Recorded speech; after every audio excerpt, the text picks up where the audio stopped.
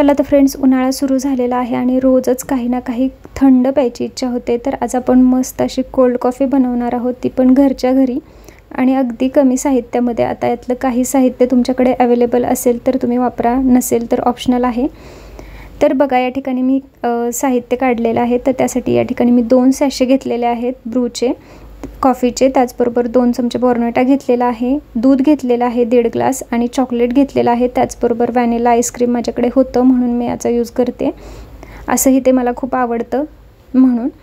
आता एका मिक्सरच्या पॉटमध्ये दूध घातलेलं आहे, त्याचबरोबर कॉफी घातलेली आहे, बॉर्नविटा घातलेला आहे, आवडीनुसार साखर घातलेली आहे आणि ह्या व्हॅनिला आईस्क्रीमचा पूर्ण कप घातलेला आहे। आता दूध पूर्ण थंड होतं फ्रीजमधलं, त्याच्यामुळे मी याच्यामध्ये बर्फाचा वापर केलेला नाही।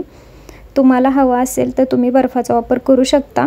आता हे 5 मिनिटं आपण एकसारखं मिक्सरला फिरवून घ्यायचं आहे, त्याच्यामुळे कॉफी दाट होते। आणि आता मस्त कॉफी होते आपली तयार। तोपर्यंत आपण ग्लासला छान गार्निश करून घेऊया आपण चॉकलेट सिरपने। त्याचबरोबर चॉकलेट घातलेलं आहे, याच्यामध्ये चोको चिप्स घातलेले आहेत। आता हे सगळं ऑप्शनल आहे, तुम्ही साधी सिंपल कॉफी, दूध, साखर, बर्फ वापरून जरी कॉफी केली तरी खूप मस्त होते। तर बघा, या ठिकाणी कॉफी खूप मस्त झालेली आहे आणि कॉफी करताना एकसारखी मिक्सरला फिरवायची 5 मिनिटं, त्याच्यामुळे कॉफी दाट होते आणि छान असा फेस वगैरे येतो मस्त। तेव्हा त्याच्यामध्ये आईस्क्रीम पण वापरायची गरज नसते, दुसरं काही न वापरता सुद्धा कॉफी खूप मस्त लागते जर कॉफी एकसारखी आपण फिरवली तर। आता याच्यामध्ये मी व्हॅनिला आईस्क्रीम घातलेला आहे, आता माझ्याकडे होतं आणि मला आवडतं पण खूप, त्याच्यामुळे मी याच्यामध्ये व्हॅनिला आईस्क्रीमचा वापर केलेला आहे।